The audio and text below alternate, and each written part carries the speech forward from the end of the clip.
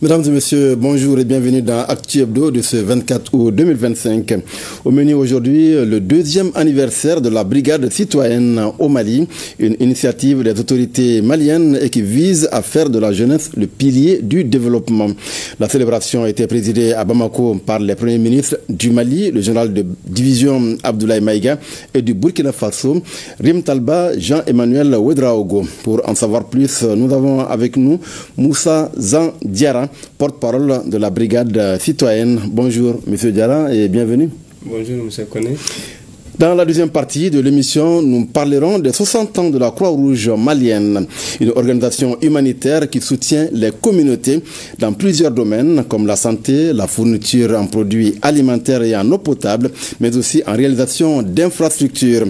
Le secrétaire général national de la Croix-Rouge malienne, Nouhoum Maïga, nous donnera plus de détails. Il est là avec nous. Bonjour, monsieur Maïga, et bienvenue. Bonjour, monsieur Koné. Deuxième anniversaire donc de la brigade citoyenne au Mali, instituée en 2023. Les activités ont été lancées à Bamako sous la présidence des premiers ministres du Mali, le général de division Abdoulaye Maïga et son homologue du Burkina Faso, Rim Talba Jean-Emmanuel Ouedraogo. Dans leurs interventions, les deux chefs du gouvernement ont mis l'accent sur l'importance du civisme et de la citoyenneté dans la refondation de nos États. Le reportage de Mamari Koné et on revient sur ce plateau. Faisons le serment d'agir chaque jour pour un Mali plus fort, plus uni et plus prospère. Mettre la jeunesse de la Confédération des États du Sahel, AES, au cœur de l'action citoyenne et patriotique.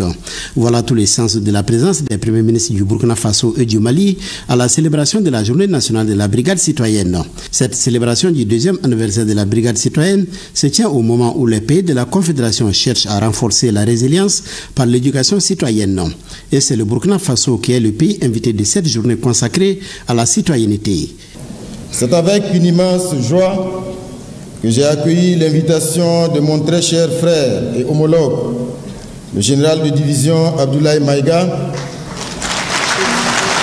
pour que nous célébrions ensemble le civisme et la citoyenneté à travers cette deuxième édition du camp national de la brigade citoyenne qui se tient sous le thème « 2 ans de citoyenneté, bâtir une brigade citoyenne plus forte, plus proche des communautés ». Je suis convaincu qu'elle contribuera à consolider les bases de cette brigade, instrument durable de changement de mentalité de la jeunesse et de la société dans son ensemble. Monsieur le Premier ministre, chers camarades jeunes, le Mali et le Burkina Faso partagent bien plus qu'une frontière géographique. Nous partageons une histoire commune, des valeurs de courage et de résilience, ainsi qu'un destin lié par les défis sécuritaires et la quête commune de paix et de souveraineté véritable. Pour le chef du gouvernement burkinabé, cette activité permet de renforcer la capacité collective au sein de l'espace commun. C'est pourquoi il a exhorté les jeunes à l'assiduité et à l'écoute collective. Nos nations ont toujours puisé leur force en vous, la jeunesse, énergie vive et levier décisif capable de façonner l'histoire et de transformer les rêves collectifs en réalité. Vous êtes le fer de lance du développement de nos nations et le pilier des dynamiques de progrès. Pour ce faire, vous êtes appelés à remplacer un jour les aînés qui eux aussi ont participé activement au développement socio-économique de leur pays. Et pour réussir cette succession générationnelle, vous devez cultiver en vous les valeurs humaines africaines tout en utilisant vos forces et vos capacités pour créer des richesses. Votre forte mobilisation illustre clairement cette prise de conscience et l'éveil d'une jeunesse engagée, déterminée à prendre part de manière active à l'édification d'un Mali renouvelé et d'un espace AES fondé sur les valeurs de citoyenneté, de solidarité et d'espoir. Instituée en 2023, la brigade citoyenne, selon le Premier ministre du Mali, est née de la volonté de notre pays de se doter d'un levier puissant de mobilisation citoyenne autour des valeurs fondatrices dont le civisme, la solidarité, la discipline, le respect de l'environnement et la cohésion sociale, entre autres. Monsieur le Premier ministre, chers frères, votre présence confère à cette cérémonie un rayonnement particulier. Elle témoigne de l'intérêt que vous portez à l'engagement de la jeunesse dans la construction de nos nations. Chers jeunes, recevez mes plus sincères félicitations. Par votre engagement, vous prouvez qu'il est possible d'allier jeunesse et responsabilité, dynamisme et discipline, idéal et action concrète. Vous êtes la preuve vivante que le Mali peut compter sur une jeunesse consciente, debout, engagée et déterminée.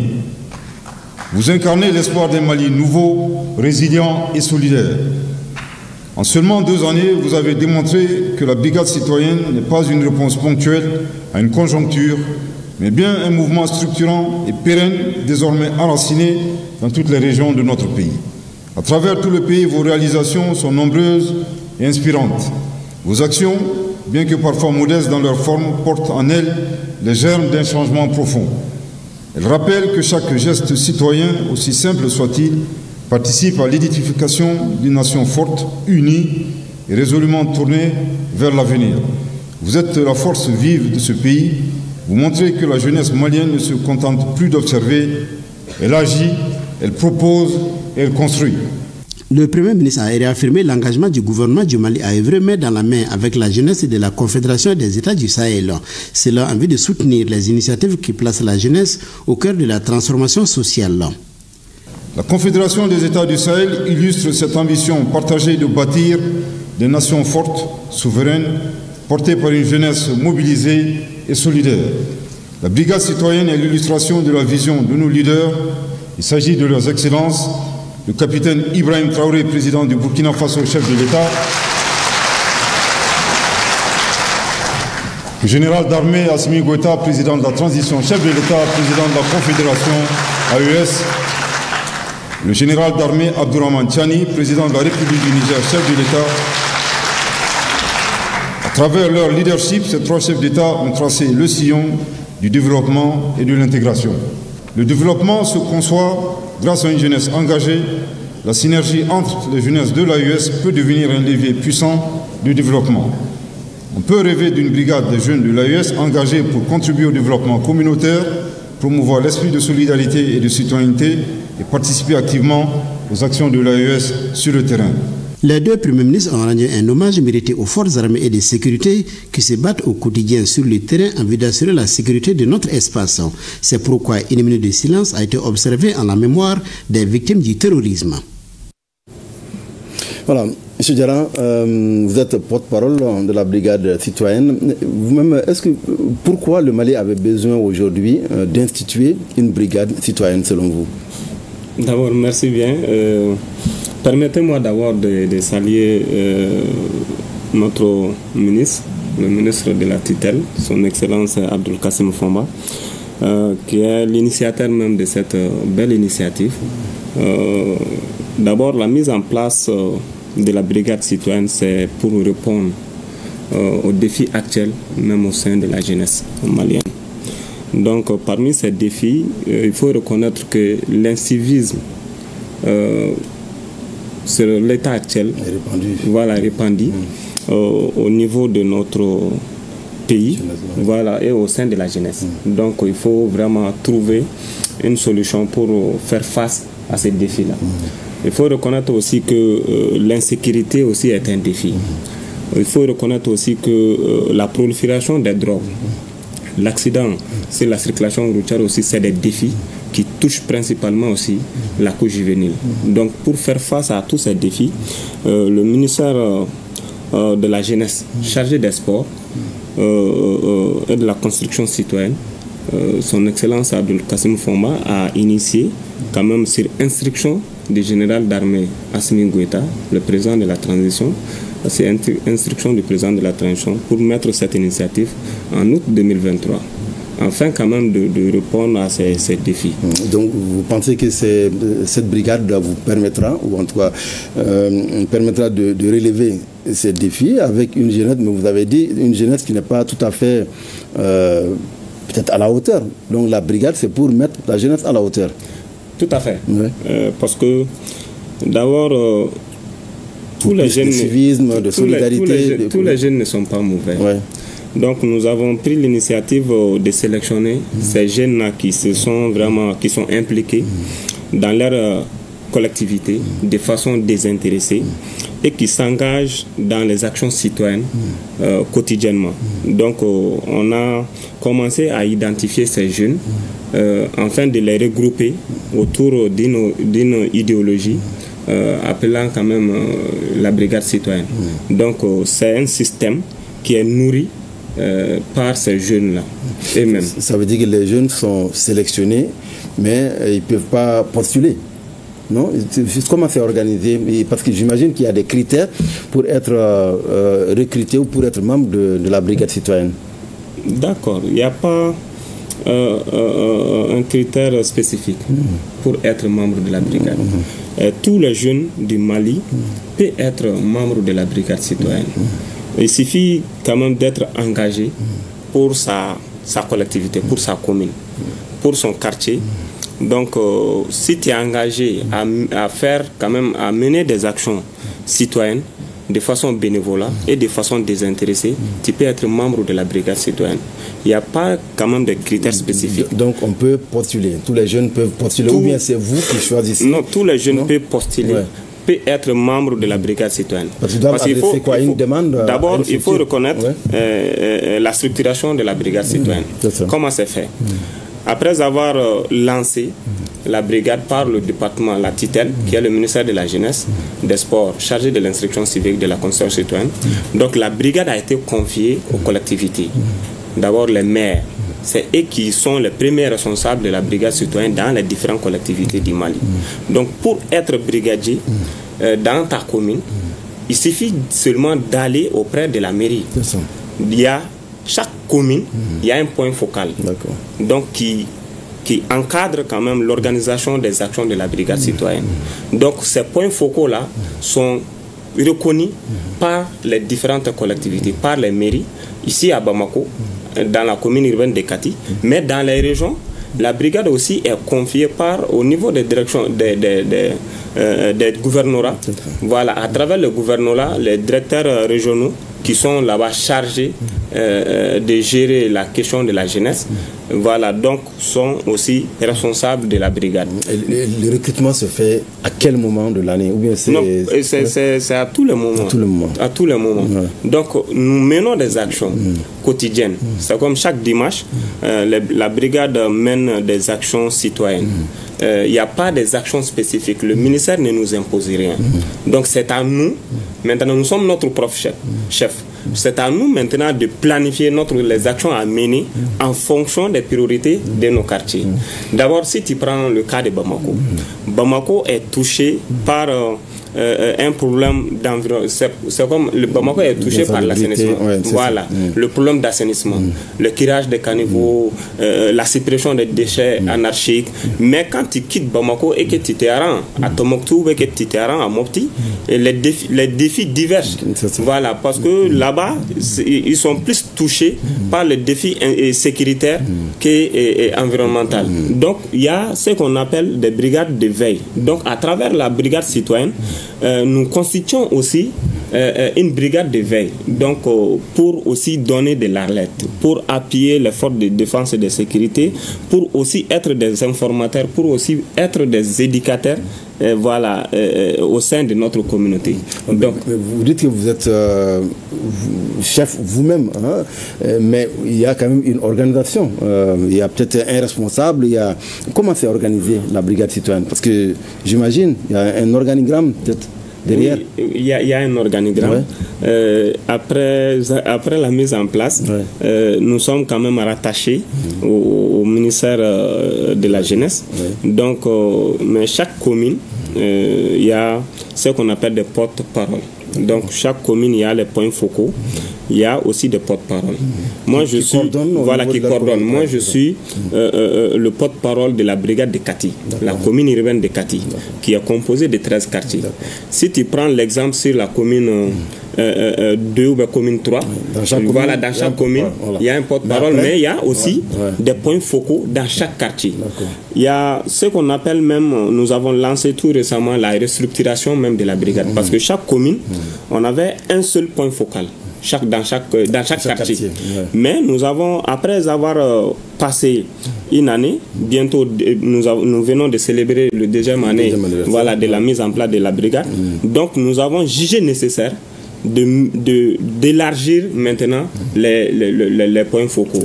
Au lieu d'un point focal dans les quartiers, donc nous avons mis en place 3 points focaux dans chaque quartier. Donc chaque point focal aussi est censé gérer un groupe de 15 personnes. Donc ces groupes-là sont des groupes de travail. Ces groupes aussi font des activités en fonction aussi des réalités de leur quartier. D'accord. Chaque groupe fait des activités et rencontre. Des rencontres au niveau de la commune. Au niveau de et ensuite maintenant la commune rencontre à quel niveau? Au niveau du gouvernorat. Au niveau le gouvernorat aussi rencontre au niveau du département. C'est ça. Voilà, c'est comme ça que la brigade est structurée. Et chaque gouverneur aussi travaille avec son directeur. C'est comme le directeur régional de la jeunesse. Donc ce n'est pas la brigade, ce n'est pas comme un camp de pionniers. C'est différent. Non, c'est différent. Parce que vous n'êtes pas regroupé. Non. C'est différent. C'est pas une association. Voilà, qui est gérée par un président, un vice-président. Et la brigade, c'est un mouvement. C'est une idéologie, c'est un système qui est là. D'abord, ça engage seulement que des jeunes qui sont désintéressés, des jeunes qui acceptent de travailler de façon bénévole et des jeunes aussi qui sont dévoués quand même à appuyer les idéologies, les actions du gouvernement, sans contrepartie. Mais est-ce que ça c'est efficace? Est-ce que ça, parce qu'on sait qu'il y a beaucoup de jeunes qui sont pas forcément en activité, qui chôment peut-être, et quand ils viennent dans ce genre de brigade, ils pensent quand même avoir un peu même le prix de transport ou avoir un peu de rémunération. Est-ce que c'est prévu? Non, ça c'est pas prévu. La brigade n'a pas de budget. Voilà, on n'a pas de ligne budgétaire spécifique pour nous. Voilà, donc en plus il faut reconnaître que les jeunes que nous sélectionnons dans les différentes localités, c'est des jeunes qui étaient déjà engagés de façon bénévole dans leur collectivité. Donc c'est ces jeunes-là que nous sélectionnons, que nous envisageons de faire chemin avec eux. Voilà. Et c'est au niveau aussi des collectivités et au niveau des personnes et ressources, parce qu'il faut reconnaître aussi qu'il y a de ces personnes et ressources, de ces entreprises, de ces groupements qui se trouvent dans dans plusieurs localités, qui appuient les actions citoyennes. Donc de façon aussi gratuite. Donc c'est les actions que nous menons. Souvent on demande à ces gens-là de bonne volonté d'appuyer ces actions. Et en plus les collectivités. Voilà, en termes d'équipement, de matériel, d'assainissement, en termes d'appui financier, en termes même de communication, ces personnes-là sont là pour nous accompagner quotidiennement pour que les actions de la brigade puissent quand même impacter de façon pérenne. Donc il n'y a pas de plan spécifique pour les quartiers, il n'y a pas de plan pour les communes. Chaque point focal essaie de voir son groupe, quelle activité mener. Oui. C'est ça? Oui, parce que chaque quartier aussi, chaque commune a sa réalité. C'est comme chez nous, dans certaines localités, nous travaillons aussi beaucoup avec les chefs de quartier. Voilà, une occasion pour moi de les saluer, parce que les chefs de quartier aussi sont vraiment engagés auprès de nous. Je peux prendre l'exemple sur l'opération Mon quartier propre qu'on a lancée l'année passée avec le ministère de l'Environnement et de l'Assainissement, plus le ministère de la Jeunesse. Il y a les chefs de quartier qui nous ont beaucoup appuyés. Mais dans les communes, nous faisons des réunions mensuels. Ces réunions-là sont tenus souvent avec, en collaboration avec le chef de quartier, un représentant de la mairie et souvent même le représentant du département. C'est le point focal qui coordonne la réunion. Il y a aussi des réunions quotidiennes qui sont convoquées au niveau du département. Voilà, au niveau du ministère. Pour le suivi. Voilà, pour le suivi. Donc, chaque réunion aussi, tous les points focaux du district de Bamako et la commune urbaine de Kati sont conviés à la réunion. Généralement, les régionaux aussi prennent part à ces rencontres, mais de façon virtuelle. Donc, nous avons un groupe WhatsApp national à travers ce groupe, toutes les informations sont partagées et les inquiétudes aussi sont recueillies afin de trouver des solutions à ces inquiétudes ou à ces défis. Je voulais juste faire réagir M. Maïga par rapport à cette initiative de brigade citoyenne. Comment vous la voyez, cette initiative, et comment vous voyez l'organisation même de ces jeunes-là pour mener des activités? Merci, M. Koné. Moi, je pense que cette brigade citoyenne, je crois qu'elle est à saluer, d'autant plus qu'aujourd'hui, nous avons vraiment besoin de la jeunesse pour aider à développer, améliorer le cadre de vie de nos populations, que ce soit ici à Bamako ou ailleurs. Et je pense qu'il y a aussi de la matière à collaborer entre cette brigade citoyenne et aussi les brigades d'urgence qui sont mises en place au niveau de la Croix-Rouge malienne, parce que au niveau déjà de la Croix-Rouge malienne à Bamako, on a près de 200 jeunes qui ont été formés comme brigadiers d'urgence, mais à travers le pays aussi, on a dans toutes les régions des brigadiers d'urgence. Et donc, il y a de la matière à collaborer ensemble. Et ces jeunes-là travaillent effectivement à faire la cartographie de la vulnérabilité de leur communauté. Et lorsqu'il y a des catastrophes, ils sont déjà prêts pour effectivement assister. Est-ce que ce sont les mêmes activités, les brigadiers que vous avez, est-ce que ce sont les mêmes activités que les brigades citoyennes mènent parce qu'ils parlent dans le domaine de l'assainissement, dans le domaine de curage, forêt, enfin, le curage des caniveaux. Tout ça rentre dans le cadre. Mais quelle autre activité? Parce qu'au niveau de la Croix-Rouge, je pense qu'il y a des activités peut-être bien précises. Non, pour la brigade d'urgence au niveau de la Croix-Rouge, c'est aussi des activités en lien avec le renforcement du cadre de vie, mais il y a aussi des activités en lien avec la santé, mais surtout aujourd'hui les brigadiers qui sont sur place, c'est ceux qui sont actuellement, ils sont en train de travailler à identifier les zones vulnérables aux inondations, parce qu'on est en saison de pluie, et déjà ils ont fait des cartographies et ils savent exactement dans les quartiers quelles sont les zones qui sont inondables. Et donc dès que d'abord, avant les inondations, ils font des sensibilisations au niveau des communautés pour dire ces zones-là sont dangereuses et voilà ce qu'il faut faire en cas de pluie, en cas d'inondation. Mais lorsque l'inondation arrive quand même, ils sont déjà prêts effectivement à intervenir, mais aussi à s'associer avec les éléments de la protection civile pour apporter l'assistance à ces populations. Monsieur Diaram, vous êtes, je crois, 5000 brigadiers à travers le Mali, mais vous avez beaucoup plus parlé du cas de Bamako. Vous avez dit qu'il y a souvent des communications avec les régions. Ça veut dire que dans chaque région, il y a des brigades à part qui travaillent aussi indépendamment de ce que vous faites à Bamako. Tout à fait. Aujourd'hui, on a lancé la brigade en 2023 avec 1200 jeunes. 1200 jeunes. En raison de 200 jeunes par commune à Bamako, voilà, dans le district de Bamako, et plus la commune de Kati.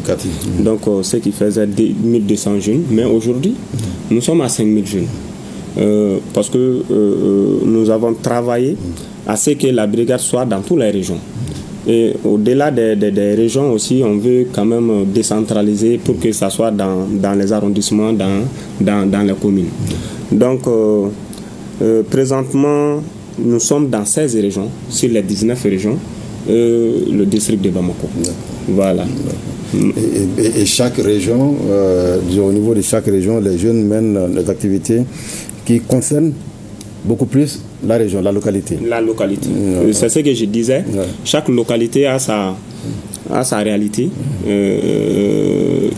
J'ai pris l'exemple sur le cas de Mopti. On peut parler aussi des cas de Tombouctou, même voir aussi des cas de Caille. Donc il y a certaines, comme dans notre domaine d'intervention, ça ne se limite pas dans la protection de l'environnement. Nous intervenons dans 10 domaines spécifiques. Donc il y a certaines qui peuvent prendre le cas de l'environnement, mais il y a d'autres qui peuvent aller dans la formation, dans la sensibilisation. Donc c'est des priorités qui sont d'abord mises en avant et voir qu'est-ce qu'on peut faire de façon spécifique. Vous avez dit tantôt qu'il y a des personnes de bonne volonté qui vous appuient, mais au-delà de ces personnes de bonne volonté, est-ce qu'il y a les mairies qui vous appuient aussi? Parce que souvent les jeunes ont envie de faire certains travaux, mais il faut peut-être des petits matériels, il faut des équipements. Comment vous faites pour organiser tout ça si vous n'avez pas d'appui? Voilà. D'abord, en ce qui concerne l'appui, les collectivités quand même nous appuient. Voilà, la collectivité à travers les mairies, à travers aussi le gouvernorat, voilà, le conseil régional qui se trouve dans les régions, donc nous appuie en termes de matériel, surtout pour accompagner les jeunes à mener vraiment certaines actions. Lors de l'opération Mon quartier propre, il y a des gens qui nous ont donné des bennes. Il y a des gens qui nous ont même donné des pelles chargeuses pour évacuer des ordures. Nous ont mis à la disposition. Nous ont mis voilà. Il y a des gens aussi qui ont acheté des carburants pour voilà, mettre ça dans les camions pour évacuer les ordures. Au-delà de ça aussi, il y a des gens qui nous ont appuyés en termes de liquidité, même en termes d'argent, voilà, pour acheter de l'eau, pour aussi acheter d'autres équipements. Voilà. Au-delà de tout ce que le ministère et le gouvernement a fait pour accompagner l'initiative, mais les personnes et ressources aussi vraiment sont mobilisées et engagées auprès de la brigade dans beaucoup de localités. Est-ce que la brigade est constituée sous forme de cohorte, genre pendant un moment donné, il y a un groupe qui travaille et après maintenant ce groupe est relayé par un autre groupe? Non, la brigade c'est un mouvement continu. Ouais. Voilà, donc nous avons quand même eu la chance d'être le premier, ouais. Voilà, brigadier, mais il y a d'autres qui viennent, il y a d'autres qui viennent voilà, quotidiennement, permanemment. Voilà, la porte est toujours ouverte à ceux qui désirent quand même être membres de la brigade. Mais on suppose qu'il y en a aussi qui quittent, parce qu'il y en a qui travaillent pendant un moment après, qui peuvent être occupés à faire autre chose. Parmi nous, il y a même des fonctionnaires. Il y a des fonctionnaires qui sont des brigadiers. Voilà, s'ils ont des temps, voilà, qui ne sont pas toujours disponibles, s'ils ont des temps, c'est comme généralement nous travaillons pendant le week-end. Quand il prend le week-end, il y a beaucoup qui travaillent mais qui ont le temps seulement que le week-end. Donc ce qui fait que beaucoup de nos actions sont menées pendant le week-end. Ce qui donne la chance à ceux qui travaillent, c'est tous ceux qui travaillent dans le secteur privé. Tu verras qu'il y a des jeunes enseignants qui donnent des cours dans des écoles privées, mais pendant le week-end ils ont le temps, on fait des actions ensemble. Voilà. Et au-delà de ça aussi, il y a pendant même la nuit, nous menons des actions. Oui. Voilà, pendant la nuit. Parce que la brigade a travaillé avec l'OCS pour mener des contre les stupéfiants. On a mené des campagnes de sensibilisation au sein de la jeunesse, surtout à la veille des 31 décembre, à la veille des fêtes. Pendant les fêtes, on mène des actions de ce genre. On a eu aussi à mener des actions avec ANASER, voilà, dans le cadre de l'insécurité routière. Dans le cadre de l'insécurité routière. Donc, ce qui fait que c'est pas seulement la journée, même pendant la nuit, souvent, vous avez vu la tenue que je porte, sur le bras même de la tenue, on a un insigne là, voilà, souvent. Ça c'est fait pour que pendant la nuit, quand nous menons des actions, pour que ça soit visible même à travers voilà, les lumières. Vous parlez de sensibilisation auprès de la jeunesse dans le cadre de la lutte contre la drogue, mais est-ce que ces jeunes qui s'adonnent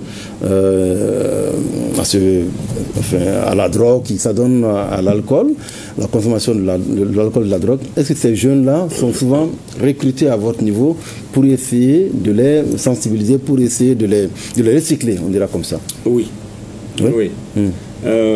Parce que dans nos quartiers, dans nos quartiers, nous connaissons quand même ces jeunes-là qui sont victimes, voilà, de ces fléaux, vraiment qui touchent beaucoup à notre jeunesse aujourd'hui. Moi particulièrement, j'ai eu quand même à travailler beaucoup avec des jeunes qui étaient vraiment des consommateurs, voilà, de stupéfiants, et en plus des jeunes aussi qui ont abandonné, qui ont pu quand même quitter la consommation, voilà, de ces drogues-là. Voilà, qui ont été récupérés. On a mené beaucoup des actions ensemble, surtout la sensibilisation avec l'OCS. Et il y a des associations aussi qui mènent des campagnes de sensibilisation contre la consommation abusive même de ces stupéfiants-là. Donc, ces associations aussi, on les fait appel donc, pour leur mettre en contact avec ces jeunes afin de les sensibiliser de façon quotidienne pour qu'ils puissent abandonner quand même l'utilisation de ces drogues-là. Mais il n'y a pas généralement de compétition entre les quartiers, les points focaux, voir le dynamisme un peu des uns et des autres. Il y a toujours des compétitions. Parce il y a des récompenses en ce moment. Oui, et la brigade, ce qui motive aussi, ça c'est les récompenses. D'accord. Voilà. Depuis sa création à maintenant, nous avons mené pas mal d'actions. Nous avons accompagné aussi pas mal d'actions, mais notre action phare qu'on a eu à mener, ça c'est l'opération Mon Quartier Propre. L'opération Mon Quartier Propre a été lancée dans toutes ces régions, plus le district de Bamako. Donc, il y a les 3 meilleurs quartiers ont été primés. 3 meilleurs quartiers dans toutes les communes. C'est comme quand tu prenais la commune, dans chaque commune, voilà, dans chaque commune, il y a 3 quartiers. 3 quartiers ont été primés. Donc, en plus de ça aussi, pendant le mois de Ramadan, c'est les brigadiers qui sont engagés sur le terrain pour la distribution de nourriture, pour la rupture collective. Voilà, à travers les actions sociales du président de la transition. Donc ces actions-là, les brigadiers mènent de façon bénévole. Mais en plus de ça aussi, il y a une opération qui vient juste de lancer, qu'on appelle Nega Segida, Nega Fosoko. L'opération Le Plus Beau Quartier. Ça, c'est une compétition qui vient juste d'être lancée, qui va prendre... Et qui implique aussi les brigades. Non, c'est la brigade même qui pilote, voilà, qui prend le lead, voilà, pour quand même mener ces activités-là dans toutes les régions du Mali, plus le district de Bamako. Et il y aura quand même une récompense, voilà, après la compétition. Merci beaucoup, monsieur Diarra. Nous passons maintenant à notre deuxième sujet avec la Croix-Rouge malienne qui célèbre ses 60 ans. Une cérémonie solennelle a eu lieu cette semaine sous la présidence de la ministre de la Santé et du Développement social. Il s'agissait de reconnaître tous les efforts fournis par l'organisation humanitaire dans notre pays à travers de nombreuses interventions au profit des communautés. Suivons d'abord le reportage de Youssouf Diakité et on en reparle avec notre invité. 60 ans d'engagement jour pour jour pour servir l'humanité. Difficile d'estimer le bilan de la Croix-Rouge malienne au regard des réalisations faites à l'endroit des communautés bénéficiaires, des réalisations qui s'inscrivent dans la logique des missions de l'organisation humanitaire, soulager les souffrances, protéger la dignité, bâtir l'espoir. La Croix-Rouge du Mali intervient dans les domaines de la santé. Et dans le domaine de la santé, vous avez plusieurs axes. Vous avez la santé communautaire, vous avez la prise en charge et de la malnutrition, vous avez le contrôle du paludisme, vous avez le contrôle des épidémies, plusieurs autres activités de santé.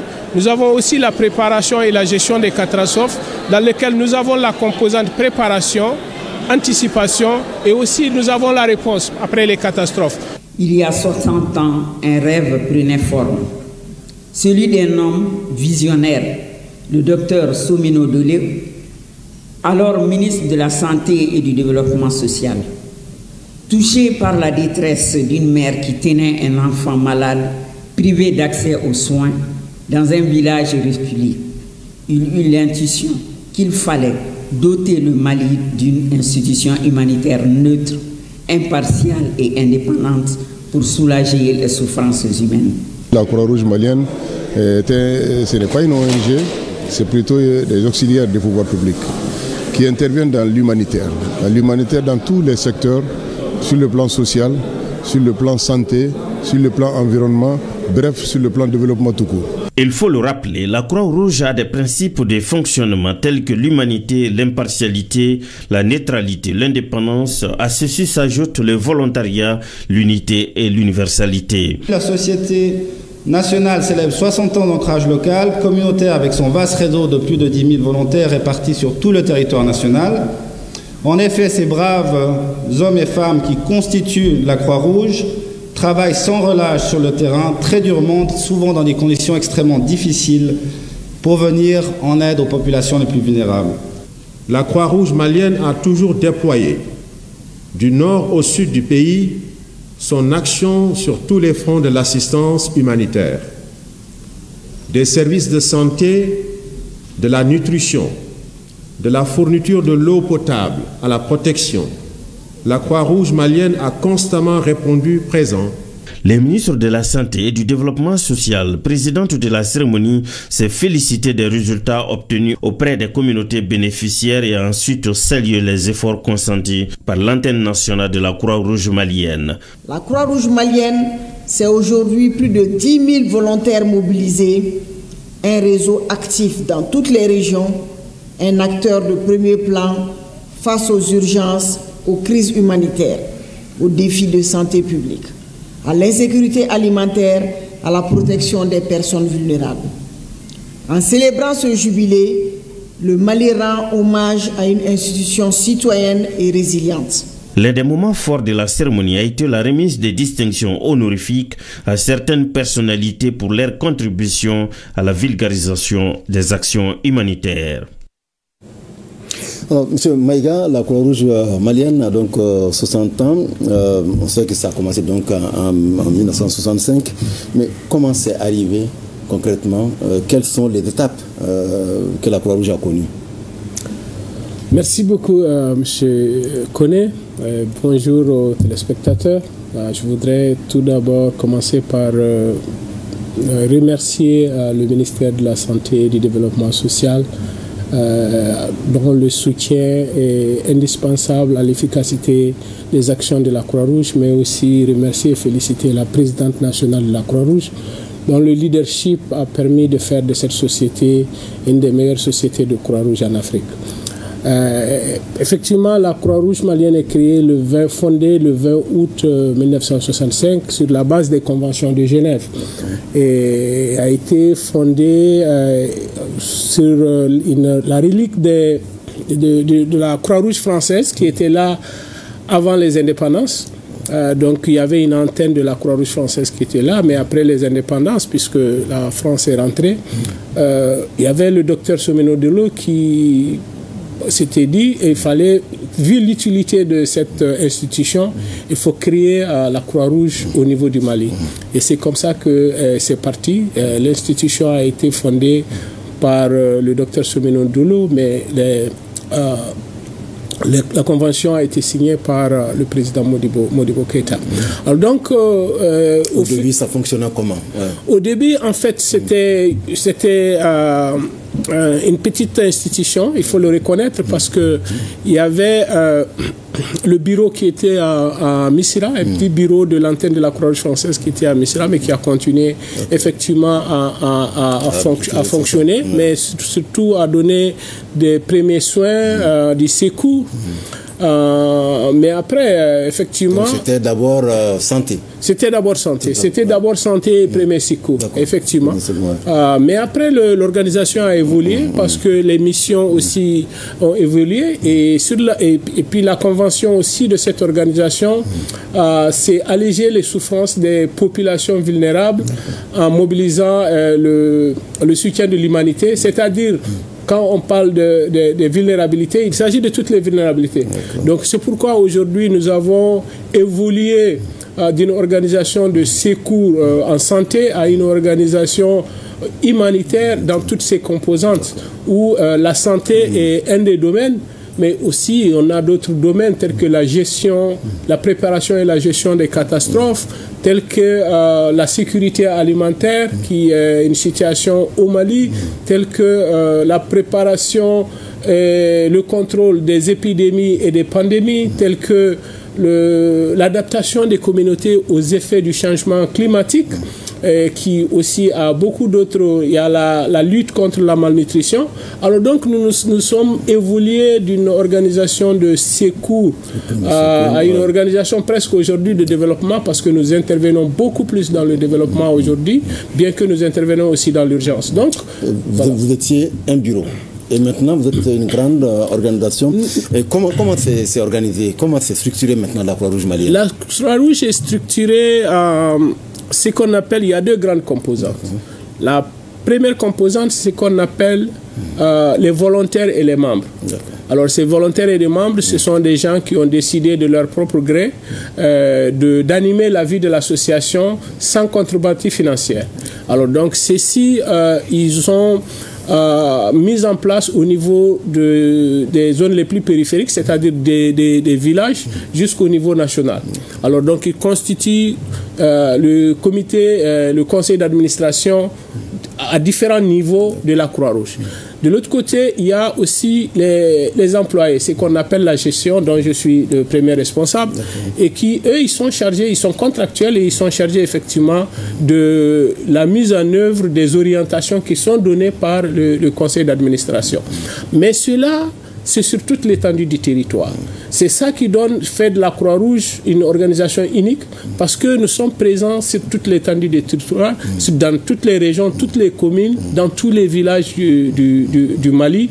Et nous avons aujourd'hui des bureaux physiques dans toutes les régions du Mali, dans tous les cercles du Mali, avec un réseau de plus de 10 000 volontaires. On a parlé récemment de 10 200 volontaires, mais qui est en train d'évoluer, mais aussi avec on a plus de 300 personnels salariés qui travaillent aussi dans cette organisation. Et on sait que vous intervenez dans beaucoup de domaines. Ça vous fait dépenser beaucoup d'argent. Où est-ce que vous trouvez l'argent? Quelles sont vos sources de financement? D'abord, la Croix-Rouge, c'est une organisation humanitaire dont le pilier essentiel, c'est le volontariat. Donc, mais nous sommes aussi, en ce qui concerne la mobilisation des ressources, les volontaires font des évaluations sur le terrain. Ils essaient de voir quelles sont les vulnérabilités sur le terrain. Et en fonction de ces vulnérabilités-là, les équipes pointent des projets et nous soumettons des projets à nos partenaires.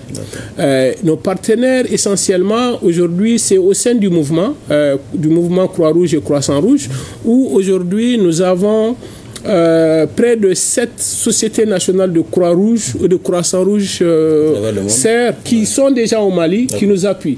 Ce n'est pas qu'ils n'ont pas une représentation juridique au Mali, parce qu'ils sont là pour appuyer la Croix-Rouge malienne, mais à travers ces sociétés de Croix-Rouge et de Croissant-Rouge, nous soumettons des projets et des programmes aux bailleurs et qui financent nos activités.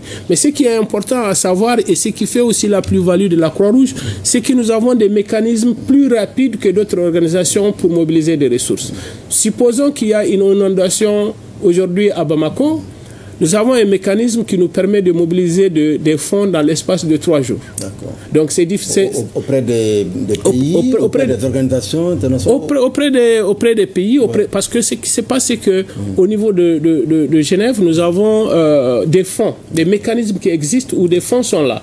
Alors de ces fonds, nous les mobilisons dès qu'il y a une inondation et qu'il y a une alerte. Dès qu'il y a déjà une alerte, nous montons le projet et on envoie ça et immédiatement en l'espace de 3 jours, parce que notre but, notre objectif, c'est de pouvoir assister des populations immédiatement, de ne pas mettre du temps pour les assister. Donc on a mis en place ces mécanismes-là qui existent, qui nous permettent de mobiliser rapidement, très rapidement les fonds pour pouvoir assister ces populations-là. Mais en plus de cela, nous avons aussi des contributions de certaines organisations, de certaines corporations. Mais ce qui est à retenir ici, c'est que la Croix-Rouge travaille sur la base de principes. Et de ces principes, il y a le principe d'indépendance, il y a le principe d'impartialité, il y a le principe de neutralité et le principe d'humanité. Il y a le volontariat. Mais sur la base du principe d'indépendance, la Croix-Rouge fait tout pour ne pas prendre des fonds qui ne coordonnent pas, qui ne sont pas en lien avec ces principes. Autrement dit, si nous nous rendons compte que un financement est impartial, ou bien le financement est donné pour une activité qui ne correspond pas à nos idéaux, on ne prend pas le financement. Donc ça, c'est très important aussi à savoir, et nous avons une indépendance de travail en fonction de ces principes-là. Et généralement, quand il y a des catastrophes, vous intervenez, mais est-ce que vous faites aussi des requêtes de fonds pour des activités courantes, pour la réalisation de certaines infrastructures qui ne sont pas liées à des calamités, à des catastrophes? Non, exactement. C'est ça, c'est ce qu'on appelle le développement. Parce que nous, dans notre système, nous faisons un lien entre l'urgence et le relèvement et le développement des populations. Parce qu'aujourd'hui, quand on voit le contexte du Mali, depuis 2012, nous sommes dans une situation où des populations sont déplacées et tout. Alors donc, pendant plus de 12 ans, tu ne vas pas continuer à leur donner à manger pour 3 ou 4 jours. Donc, il faut les aider effectivement à reconstituer leurs moyens de vie, à les donner à des activités génératrices de revenus qui leur permettent effectivement d'être autonomes d'une façon ou d'une autre. Donc, nous lançons aussi, nous sommes aussi dans ces actions-là, mais en ce qui concerne effectivement le mécanisme de délivrer de fonds, vous le savez aujourd'hui, le contexte financier, le contexte mondial fait qu'il y a un rétrécissement de l'aide, il y a un rétrécissement des ressources en destination notamment du Sahel. Alors donc aujourd'hui, une des actions que nous sommes en train de mener, c'est la mobilisation des ressources à l'interne. Vous vous rappelez, l'année passée, en février de l'année d'avant, nous avons organisé un téléthon ici où, en l'espace d'une nuit, heureusement, nous avons pu mobiliser 71 millions de francs CFA. Et ces 71 millions de francs CFA ont été utilisés effectivement pour aider la population d'un village Kamanegela, voilà, vous vous rappelez de Kamanegela, où nous avons pu effectivement construire une école, équiper l'école, nous avons pu construire des forages, nous avons mis en place aussi des jardins maraîchers pour les populations hautes et pour les populations migrantes, parce qu'il y avait pour les populations déplacées. Parce que dans ce village, il y avait à la fois des populations déplacées, mais aussi des populations hautes. Donc dans notre système, en aidant les populations déplacées, nous aidons aussi les populations pour ne pas créer effectivement des frustrations. Alors donc pour ça, les 75 millions n'étaient pas suffisants, mais la Croix-Rouge même sur fonds propres a mis la main dans la poche pour compléter à 100 millions pour pouvoir faire ces infrastructures-là. Monsieur Diarra, une réaction par rapport à ce que fait la Croix-Rouge malienne, c'est dans votre logique aussi? Oui, c'est dans la même logique. Pour moi, ça sera même... c'est une occasion pour nous d'avoir un cadre avec la Croix-Rouge, parce que nous avons aussi beaucoup de jeunes qui sont motivés dans ce domaine-là. Et en plus aussi, dans nos actions, domaine d'intervention, il y a aussi le domaine de la santé et il y a le domaine aussi de l'action humanitaire, social et humanitaire. Parce que même l'année passée, lors de l'inondation, les brigadiers ont eu à collecter des dons pour aussi donner ça à des familles victimes, des vêtements. Vous collectez à quel niveau? Non, des particuliers au sein des familles, des chemises, des habits que les personnes n'utilisent pas, des couvertures, des chaussures. On a eu à faire des collectes et on a remis au niveau du ministère de développement social. Donc pour la santé aussi, nous menons des campagnes de sensibilisation pour la consommation des drogues, des maladies, même le cancer des seins, d'autres. Donc pour moi, nous partageons beaucoup de choses. Voilà, donc avec la Croix-Rouge, on peut faire... Monsieur Maïga, vous avez parlé de plus de 10 000 volontaires au sein de la Croix-Rouge malienne.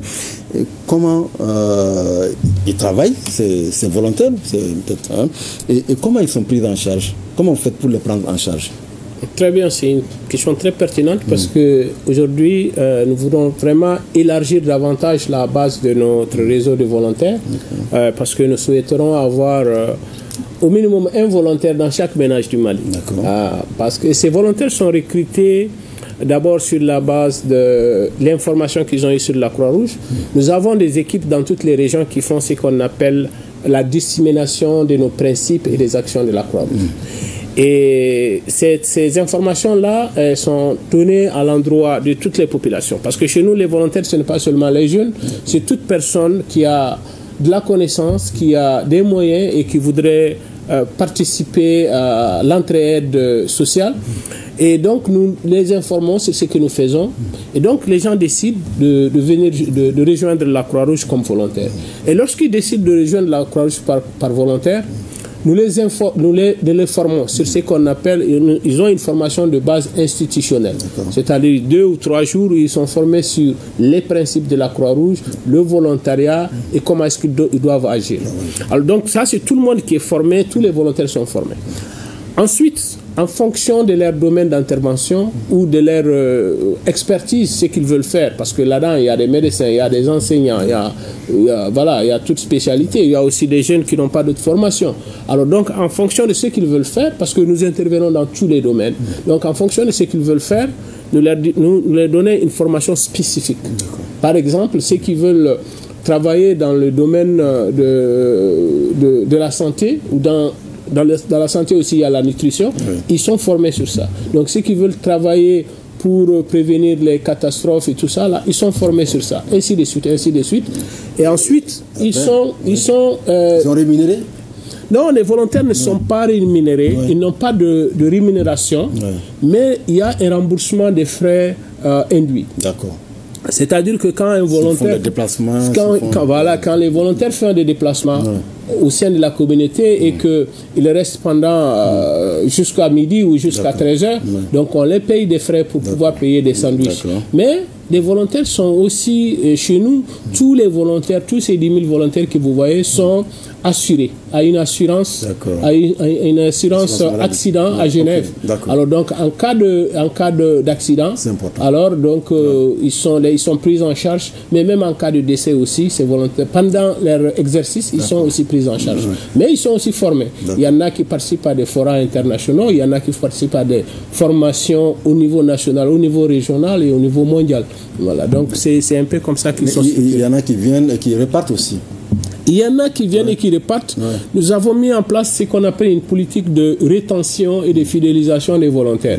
Donc cette politique, effectivement, après avoir fait ce qu'on appelle une évaluation de la satisfaction des volontaires.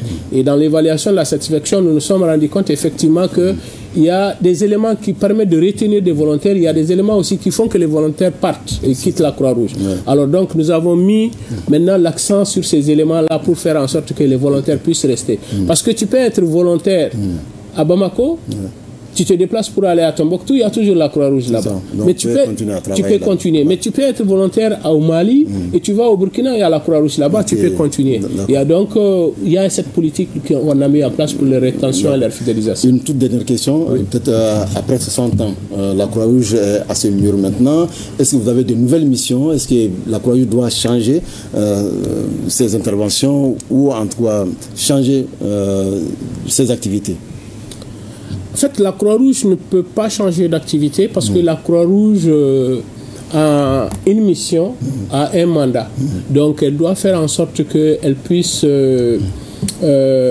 travailler à obtenir les objectifs, à vraiment atteindre les objectifs de ce mandat-là et de cette mission. Maintenant, toute organisation a besoin effectivement à évoluer, a besoin effectivement d'une transformation. C'est pourquoi sur le plan institutionnel même, il y a 2 ans, la Croix-Rouge a décidé d'avoir en son sein et sur le plan institutionnel une jeunesse, c'est-à-dire la frange jeunesse de la Croix-Rouge. Alors donc aujourd'hui, dans toutes les structures, que ce soit au niveau le plus périphérique jusqu'au niveau national, il y a des représentants de jeunes entre 18 et 30 ans. Quand tu dépasses 30 ans, tu n'es plus de la jeunesse de la Croix-Rouge. Et ces membres-là sont partie intégrante. Mais aussi, dans notre transformation, nous sommes en train de faire en sorte que nos actions soient beaucoup plus efficaces et que nos actions soient des actions aussi autant participatives, c'est-à-dire qui incluent les communautés. Nos bénéficiaires ne sont pas seulement des bénéficiaires, mais ils sont aussi acteurs de nos actions. Et donc aujourd'hui, nous sommes en train de travailler dans ce sens-là pour mettre à l'échelle cette vision d'une organisation beaucoup plus participative, beaucoup plus populaire. Merci beaucoup, M. Maïga. Merci également à vous, M. Ndiaran. C'est la fin de cette émission. Merci de nous avoir suivis. Tout de suite, le journal de 13h avec Ousmane Dao. Excellent après-midi à toutes et à tous. Au revoir.